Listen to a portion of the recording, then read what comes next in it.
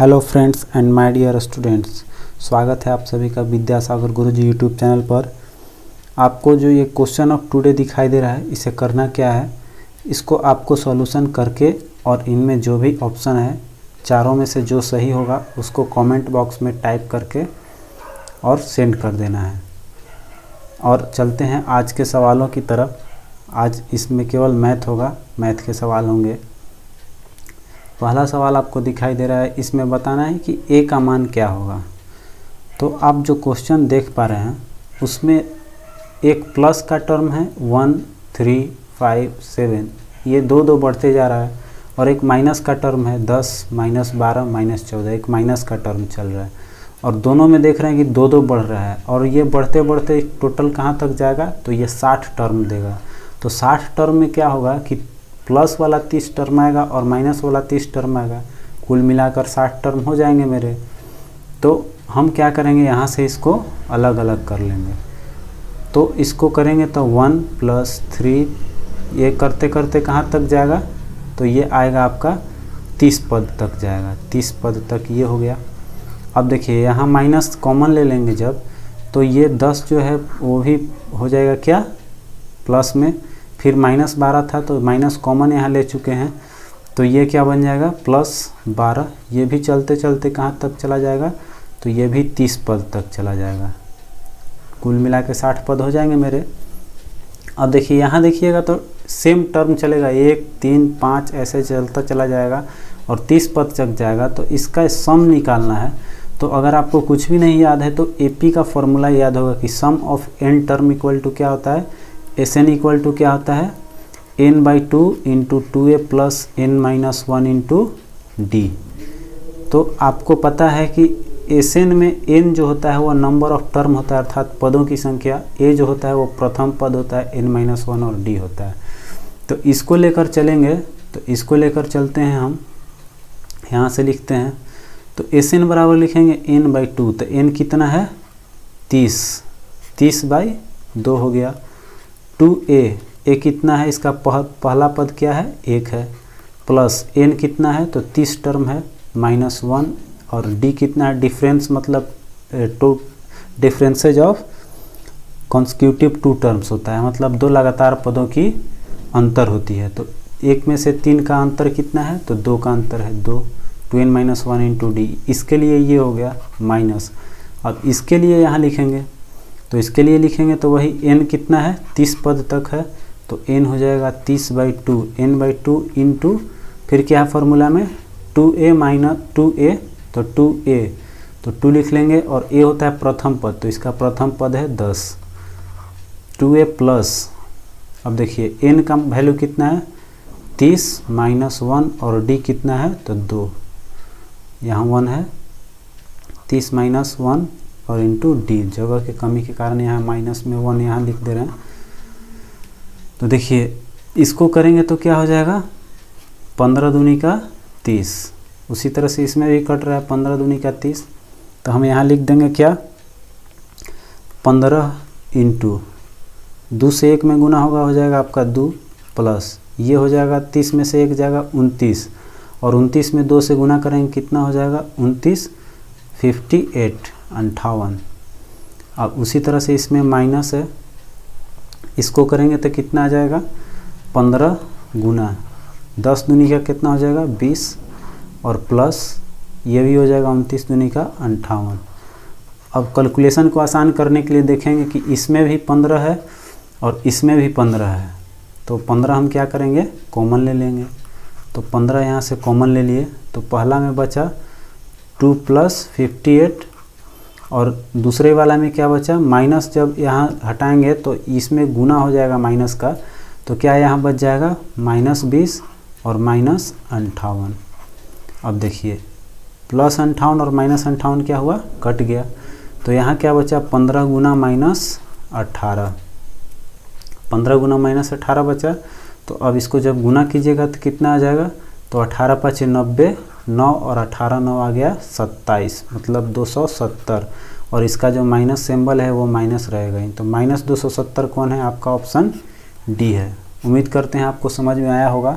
एक बार शुरू में बता देते हैं क्या किए हैं इसमें देख रहे हैं कि प्लस टर्म है 1, 3, 5, फिर आपका है 7। इसमें 2 की बढ़ोतरी होते जा रही है।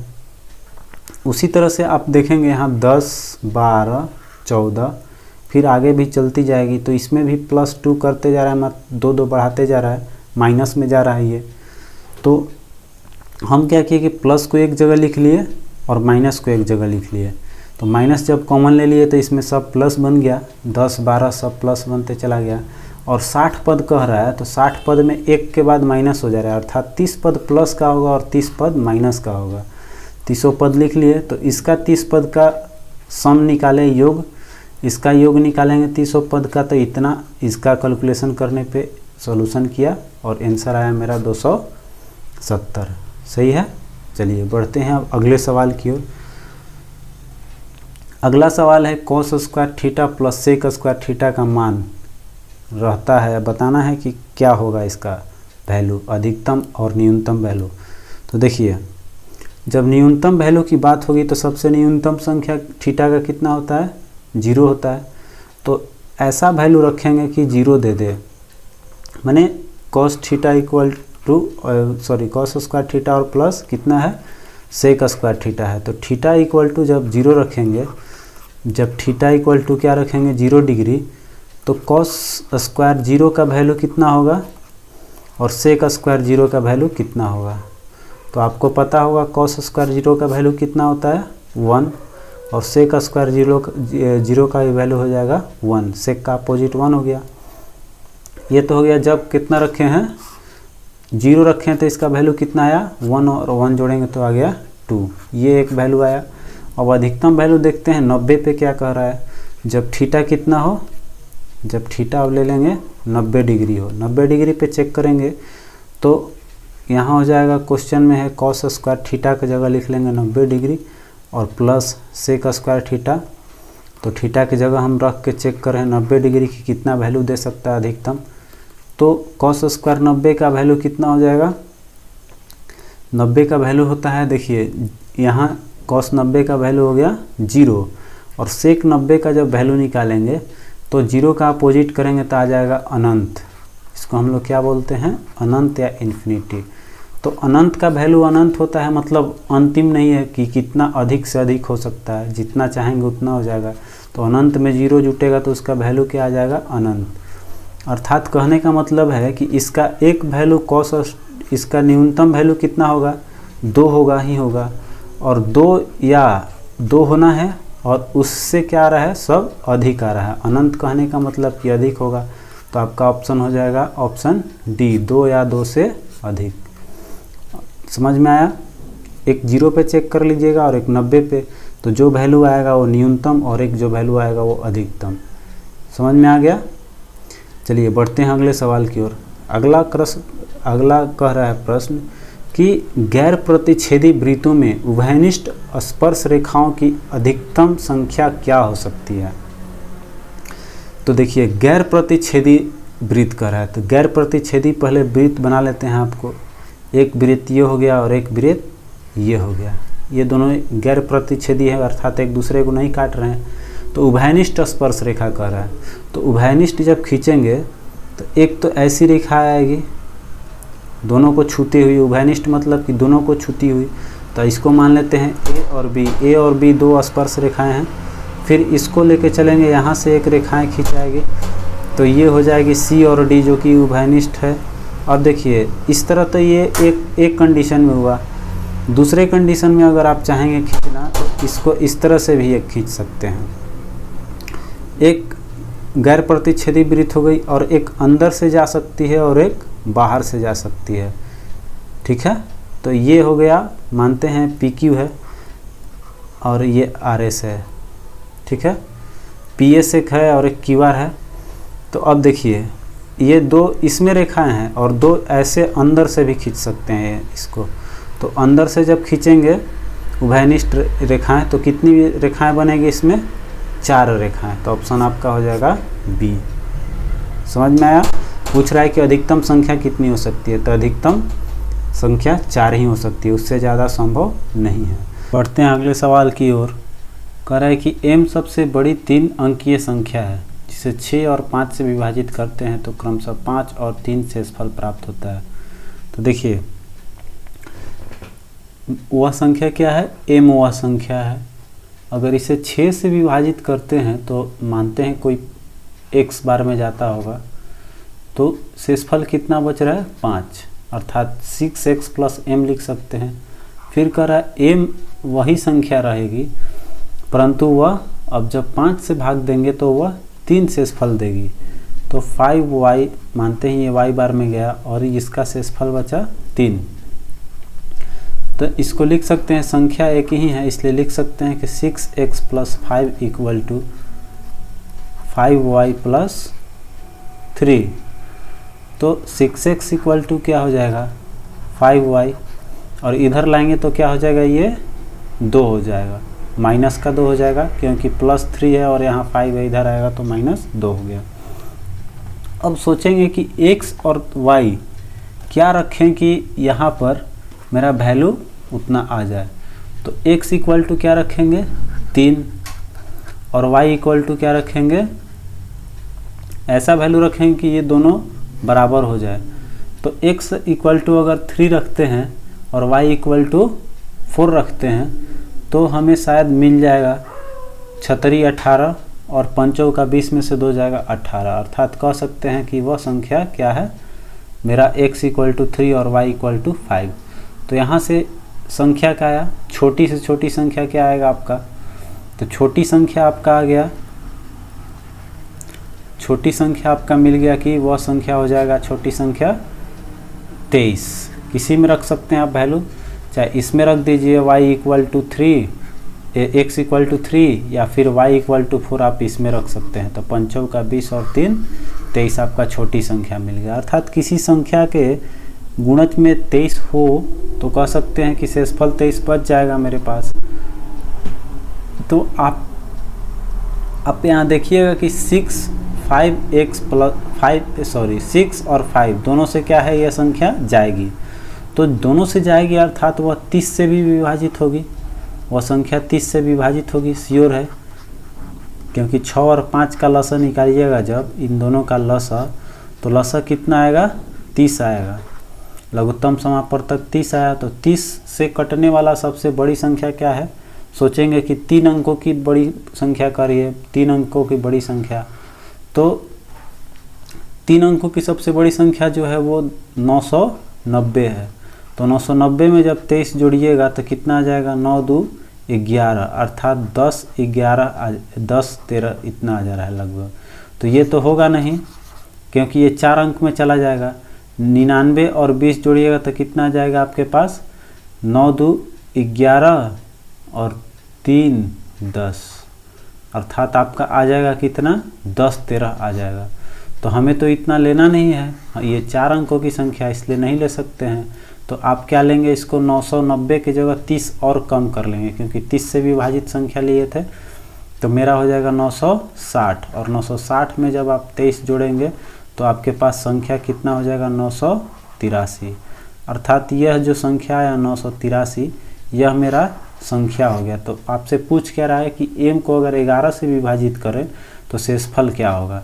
तो 983 को अब आप 11 से विभाजित करके देख सकते हैं। 983 को जब 11 से विभाजित कीजिएगा तो कितना आएगा, तो 11 8 है 88, यहाँ बच जाएगा आपका कितना 10 और यहाँ हो जाएगा 3, अर्थात 11 9 99, शेषफल आपका बच जाएगा 4। ऑप्शन डी है। एक बार समझ लीजिए, संख्या कह रहा है तो संख्या 6x प्लस 5 हो जाएगा, क्योंकि कह रहा है कि शेषफल 5 बच रहा है। तो 5 बचने का मतलब क्या है कि कितना भी बार में जाए, मानते हैं x बार में जाएगा तो उसमें 5 जोड़ देंगे संख्या प्राप्त हो जाएगा, और इसमें y उसी तरह से कह रहा है कि 5 से भाग देते हैं तो 3 बचता है, तो इसको लिख सकते हैं संख्या को 5y प्लस 3। अब देखिएगा इसको, तो आप एक संख्या दिमाग में बैठाएंगे कि क्या रखें तो m का वैल्यू उभयनिष्ठ आ जाए, तो x 3 होगा और y 4 होगा, तब जाके ये दोनों की वैल्यू बराबर हो रही है। अब देखिए, तो यहाँ से 23 निकाल लिए, छोटी से छोटी संख्या अर्थात 23 जोड़ देंगे तो मेरा आंसर मिल जाएगा। तो अब 3 अंकों की बड़ी संख्या पे चलेंगे, तो 3 अंकों की बड़ी संख्या हम किसको लेके चलेंगे, 6 और 5 को, लसा लेंगे तो 30 और 30 से अधिकतम देखें तो 990 आया, लेकिन जब इसमें 23 जोड़ रहे हैं तो ये आ जा रहा है 4 अंकों की संख्या, 11 10 13, लेकिन हमें क्या चाहिए 3 अंक की संख्या। तो ये 4 अंक वाला नहीं लेंगे, तो 3 अंक लेना है तो इसके पीछे वाला संख्या ले लेंगे। तो पीछे वाला संख्या है मेरा 960, 960 में 23 जोड़े 983। अब 983 को हम लोग भाग देंगे तो कितना आ गया मेरे पास, शेषफल 4 आ गया। तो शेषफल 4 आया, आपका ऑप्शन डी है। अब बढ़ते हैं अगले सवाल की ओर। अगला सवाल है कि 6, 8 और 10 सेंटीमीटर भुजा वाले। तो आप देखेंगे कि 8 और 6 और 10 किसका भुजा होता है, तो समकोण त्रिभुज का। समकोण त्रिभुज ले लेंगे, तो समकोण त्रिभुज लिए। अब कह रहा है कि इसके परिवृत्त का क्षेत्रफल निकालना है। तो ये हो गया 90 डिग्री श्योर है, तो 6 और 8 और कर्ण हो गया 10। जब इसके परिवृत्त खींचेंगे आप, परिवृत्त खींचेंगे, थोड़ा डिजाइन अलग बन गया इस 6 को बचाने के चक्कर में।